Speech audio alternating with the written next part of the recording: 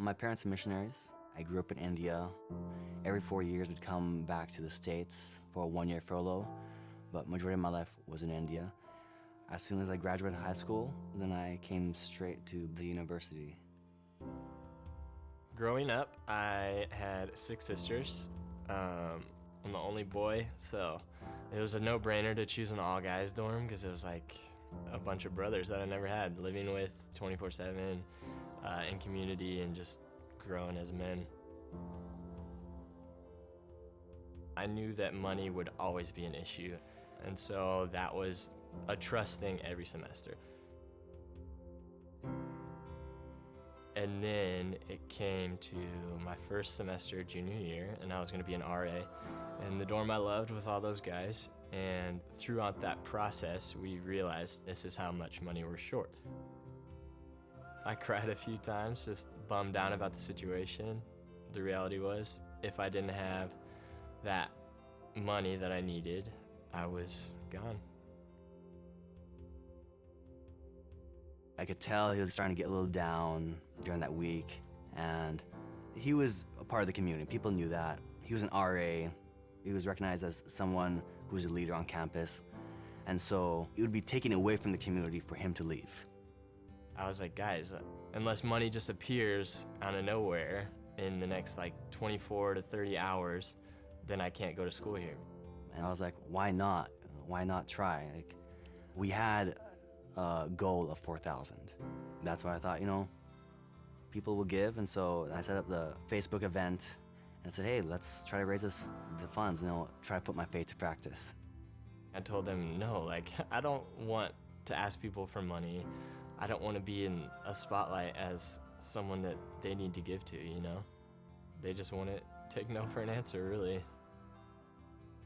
Within that first few hours of the night that we created the event, we had received $300 from students. The next day, I woke up and then I received $1,000. Before I knew, I was getting calls. People would find us as we go through our day, chip in, loose change or whatever they had in their wallet. And I kept saying, this is crazy, I don't deserve their money, and we still have so much more to raise, and how am I gonna get that much more by tomorrow morning? At 3 o'clock, we had $3,000, and then I mentioned to Austin, I was like, Austin, look, we're gonna make it. We only have 1,000 left. They wouldn't let me accept defeat, but I didn't want to get my hopes up, so I just kind of stayed shut down. By the end of the night, we counted it.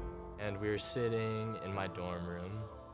We locked the door, we had checks, we had coins, just a bunch of cash all over the place.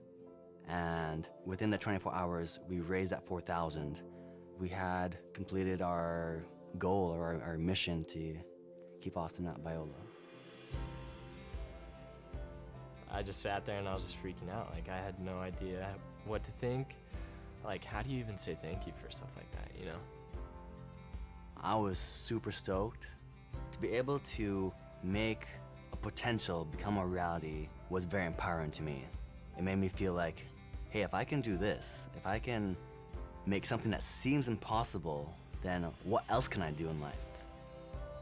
Regardless of what people had, they gave what they could in whatever way possible. It just showed me how all these different pieces come together to help serve one another.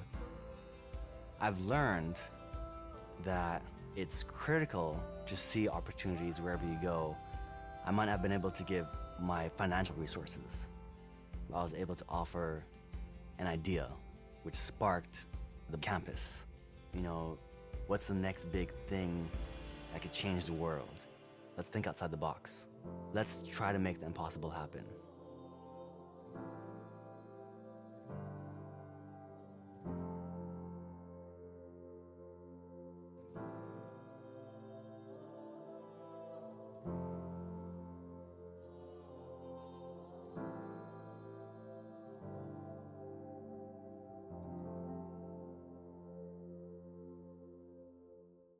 In a time when political platforms focus on personal gain, Jesus calls us to live with a radically different mindset, one of charity and generosity that transforms both the giver and the receiver. You know, it was that kind of generosity that helped the young man in that video be able to stay in college. People gave a little, people gave a lot, people gave what they had generously. You know, this morning we're continuing our series, our study entitled Faith Beyond the Ballot Box. And in a world full of political division and uncertainty, one thing remains constant, and that is our faith in Jesus Christ. As you recall, we began our study remembering that no matter the results of the election, we can rest assured that God's kingdom is eternal and unshakable. Jesus is Lord over all of the earthly powers, and our true citizenship lies in his kingdom. A kingdom not defined by political leaders, but by humility, servanthood, and ultimate allegiance to God. A few weeks ago, we saw how unity is not based on cultural, social, or political similarities, but our unity is based on our shared identity in Jesus, which is we are all sinners saved by an amazing grace. As believers, we're called to elevate Jesus above our differences and work together as one body, reflecting God's love and bringing hope to a divided world. A couple of weeks ago, we saw that in a world where pride often drives division, especially during the election season, humility is the key to fostering unity and healing. With Jesus as our example, we saw how humility dismantles pride and invites healing, not only in our relationships, but in our nation as well. Last week, we explored kindness and how kindness and compassion are essential for living out our faith in today's divided world. As followers of Christ, we're called to reflect God's heart through actions and words, promoting healing where division exists. By choosing kindness in our speech and our service, we demonstrate the love of Christ to a world that desperately needs hope. Well, this morning, true generosity reflects the heart of God, and it's yet another way that we can live out our faith beyond the ballot box. This morning, we'll explore how charity and generosity can transform lives and communities in our world. So as we begin, generosity this morning is rooted in God's grace. You see, in 2 Corinthians, Paul talks and writes about the churches over in Macedonia. And, you know, these churches gave generously, even in the midst of their own poverty, that they had experienced, because they had experienced God's grace. Let's read what Paul said about them in 1 Corinthians chapter 8. He says, starting at verse 1, "Now I want you to know, dear brothers and sisters, what God in his kindness has done to the churches in Macedonia. They are being tested by many troubles, and they are very poor. But they are also filled with abundant joy, which has overflowed in rich generosity. For I can testify that they gave not only what they could afford, but far more, and they did it because of their own free will. They begged us again and again for the privilege of sharing in the gift for the believers in Jerusalem. They even did more than we had hoped, for their first action was to give themselves to the Lord and then to us, just as God wanted them to do. So we have urged Titus, who encouraged your giving in the first place, to return to you and encourage you to finish this ministry of giving. So since you excel in so many ways, in your faith, your gifted speakers, your knowledge, and your enthusiasm, and your love from us, I want you to excel also in this gracious act of giving. I am not commanding you to do this, he says, but I am testing how genuine your love is by comparing it with the eagerness of the other churches. You know the generous grace of our Lord Jesus Christ. Though he was rich, yet for your sakes he became poor, so that by his poverty he could make you rich. You see, Paul is calling the church in Corinth to be generous because of the grace we have received from Christ and from God. But you know, often though, we have a mentality of a little girl that I read about. She had just experienced a major breakthrough in her life when she learned to tie her own shoes. You know, instead of excitement, she was overcome though by tears. And her father asked her, "Why are you crying?" And she said, "I have to tie my shoes." And he said, "Well, you just learned how. It's not that hard, is it?" And she began wailing even louder, and she said, "I know, but I'm going to have to do it for the rest of my life." My hunch is that, some of us feel that same way when it comes to generosity. We learn that it's exciting to give that first time, but then we have that tiny bit of dread which comes over us because we know, what? Once is not enough. We've got to do it over and over again for the rest of our life. But that's not the attitude we should have, is it? That dread is the influence of this world, which puts things like pride and selfishness and personal gain ahead of the needs of others. We've always got to have the newest and the brightest and the flashiest, best toy instead of being content with what we do have and sharing with those who do not have. You see, generosity is not about what we have and how much we have. Rather, generosity is about how much we trust in God's provision and His grace. Our generosity is a response to the grace we've received in Christ. And when we are honest, we certainly know that we have been generously given grace far beyond what we might ever possibly even deserve.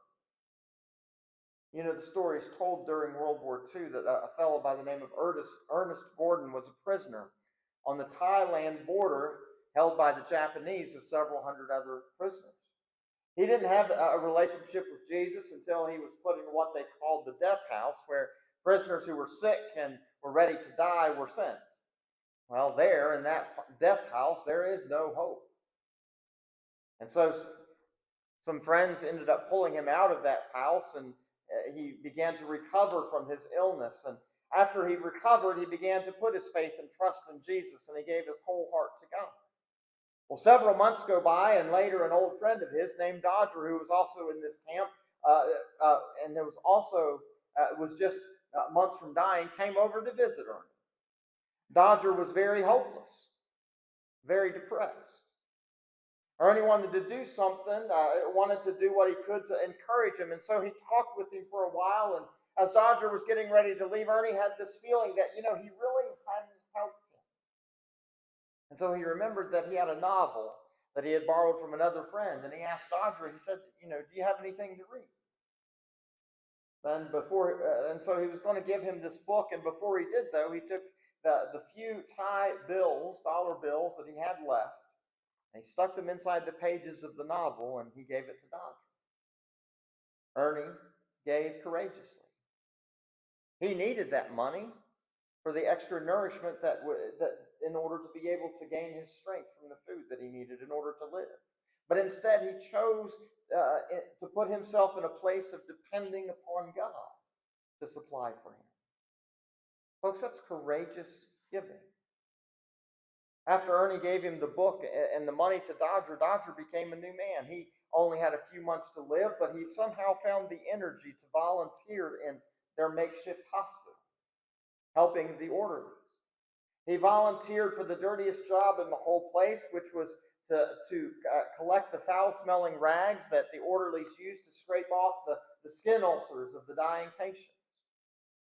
Dodger would take those foul-smelling rags, and he would scrape them and boil them and clean them and take them back for use on other patients. Kind of a disgusting job. He'd go around and he'd find eggs for people who were starving and needed extra nourishment. He made a mess kit for someone who had lost his. He made a bucket for somebody who didn't have a bucket with which to wash himself. Ernie gave in a courageous way, and it transformed Dodger into this amazing servant. Someone that God used, and through Dodger, God provided help for so many others. And where did it begin? A few bills slipped in the book that Ernie gave to Dodger. You see, our courageous giving unleashes the miraculous provisions of God if we're willing to trust Him. I pray this morning that we may model the generosity of Ernie Gordon. May we be generous with what we have, whether it's our time, our resources, or our talents. God gave very generously to us. may we give generously as well. Well, second this morning, generosity is an act of compassion and justice. You know, Jesus had something to say about generosity and compassion and justice. Jesus teaches us that an act of generosity, feeding the hungry or clothing the naked, visiting the sick, well, these are all seen as acts that are done to him. Listen to what Jesus said over in Matthew chapter 25, starting at verse 31. Jesus said, "But when the Son of Man comes in his glory and the angels with him, then he will sit upon his glorious throne. All the nations will be gathered in his presence, and he will separate the people as a shepherd separates the sheep from the goats. He will place the sheep at his right hand and the goats at the left. Then the king will say to those on his right, 'Come, you who are blessed by my Father, inherit the kingdom prepared for you from the creation of the world. For I was hungry, and you fed me. I was thirsty, and you gave me a drink. I was a stranger, and you invited me into your home. I was naked, and you gave me clothing. I was sick, and you cared for me. I was in prison, and you visited me.'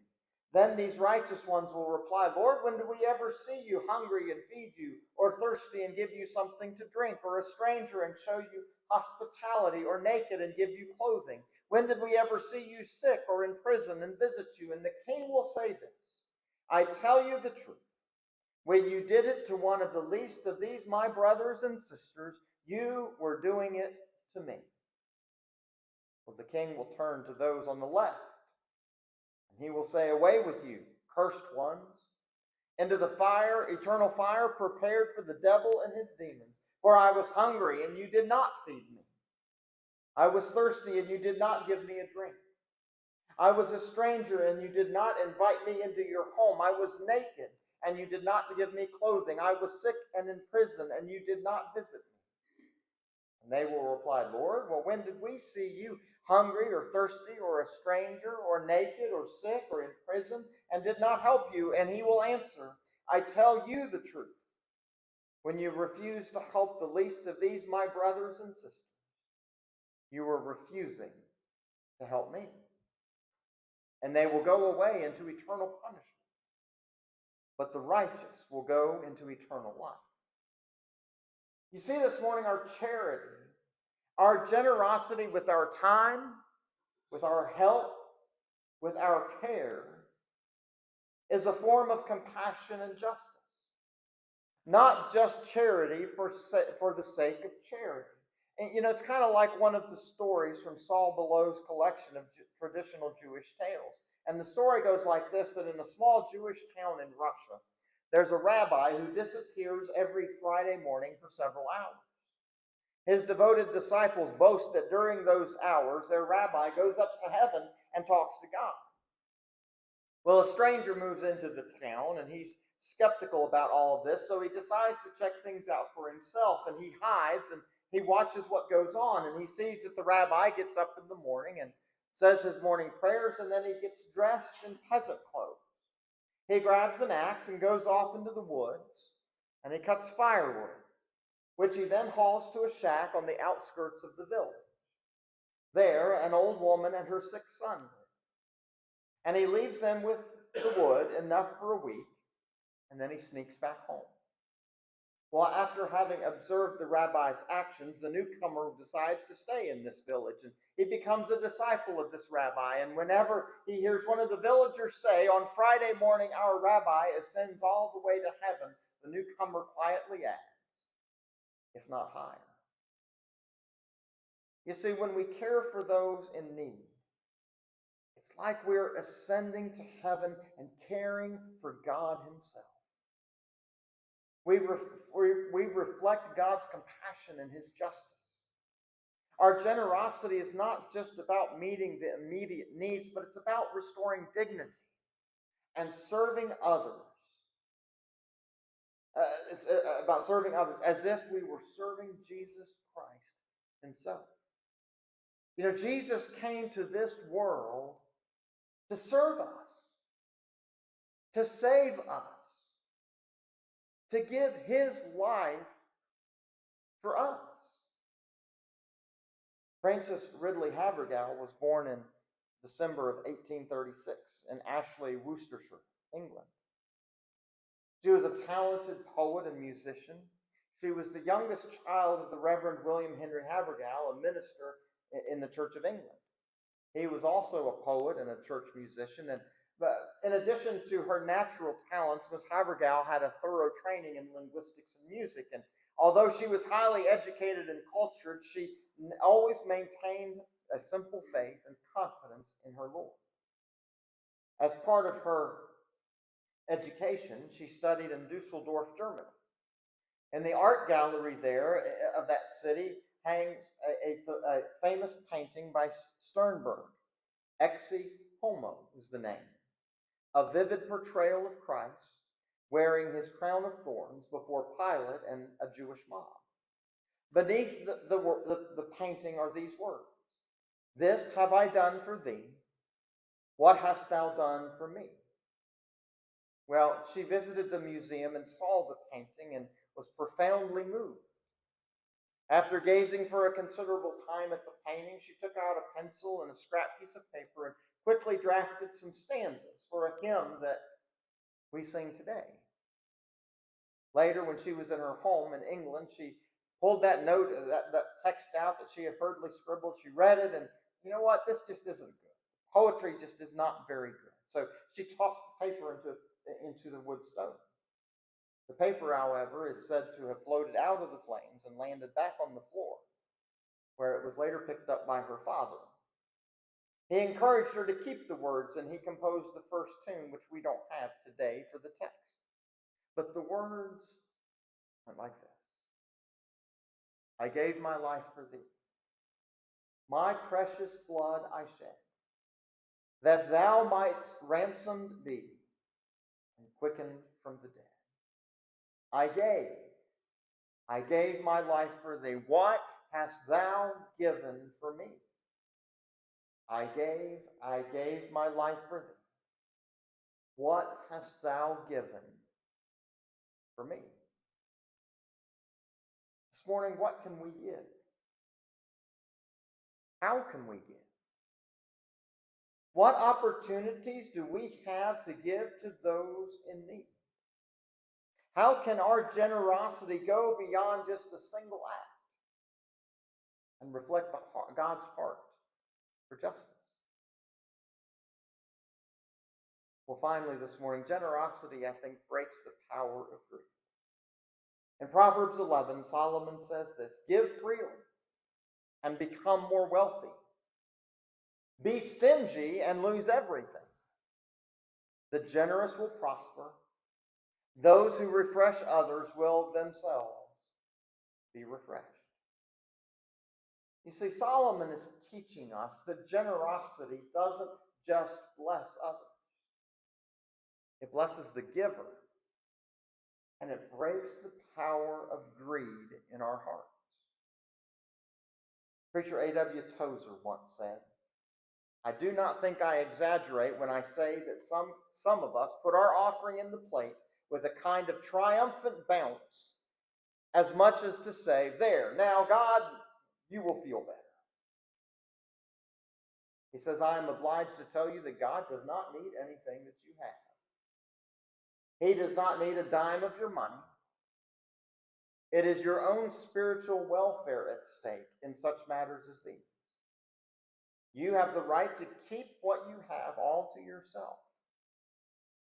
But remember, it will rust and decay and ultimately ruin you."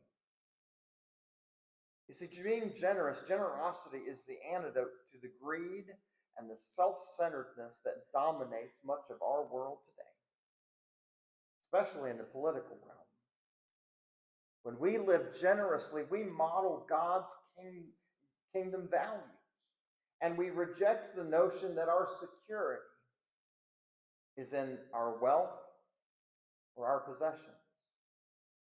Generosity brings about a change in our lives.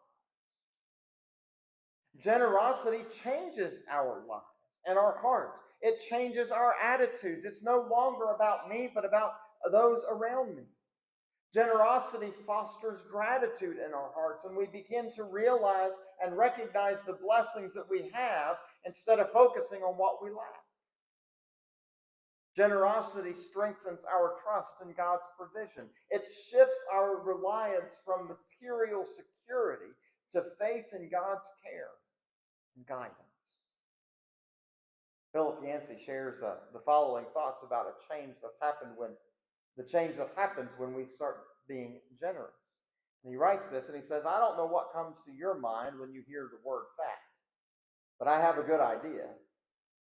In America, fat is always a dirty word. We spend billions of dollars on pills and diet books and exercise machines to help us lose excess fat. He said, I haven't heard a good word about fat in years. That is, until I met Dr. Paul Brand. Dr. Brand says this, fat is absolutely gorgeous. He's a medical doctor who has worked with lepers in India. And he writes this, and he says, when I perform surgery, I marvel at the shimmering, lush layers of fat that spread apart as I open up the body. Those cells insulate against cold, provide protection for the valuable organs underneath, and give a firm, healthy appearance to the whole body. Philip Yancey says, I've never thought of fat quite like that. But he continues and says those are just the side benefits. The real value of fat is as a storehouse. Locked in those fat cells are the treasures of the human body. He says, when I run or work or expend any energy, fat cells make that possible. They act as banker cells. It's absolutely beautiful, the doctor says, to observe the cooperation among those cells. Then Dr. Brand applies the analogy to the body of Christ and says that each individual Christian in a relatively wealthy country, like America, is called to be a fat cell. America has a treasure house of wealth and spiritual resources. The challenge to us as Christians is to wisely use those resources for the rest of the body. Philip Yancey says, ever since talking to Dr. Brand, I have taken sort of a whimsical pleasure once each month in thinking of myself as a fat cell on the day when I write out checks to the Christian organizations I support. He says, it's helped my attitude. No longer do I concentrate on how I could have used that money I am giving away. Rather, I contemplate my privilege to funnel those resources back into Christ's body to accomplish His work all around the world. May we be fat cells today. This morning, to what resources or finances and time are we holding out of fear or greed? I pray that we can release those things in faith. We can live more generously. You know, someone has said that there are 3 types of givers. One is like a piece of flint. It has to be struck by some object to give, and then it only produces small sparks or little chips. Another is like a sponge. The more it is squeezed, the more it gives. And then there is the type like the honeycomb. It continuously gives, always overflowing with sweetness. Which type are we? This morning, generosity rooted in God's grace leads to acts of compassion and justice, which breaks the power of greed. As believers, we're called to live generously, reflecting the heart of God and transforming lives, both ours and those we help. Make a commitment this week to join me in taking practical steps toward generosity. Let's look for ways to give of our time, our talents, and our resources to bless others and reflect God's grace. I pray that we will have hearts of generosity that reflect God's compassion and justice, that He would break any power of greed in our own lives, and that the church would be a light in the world through our acts of charity and love. By doing so, our faith will continue beyond selfishness and beyond the self-interests that are present during this election season. Generosity is the outward expression of our faith beyond the ballot box.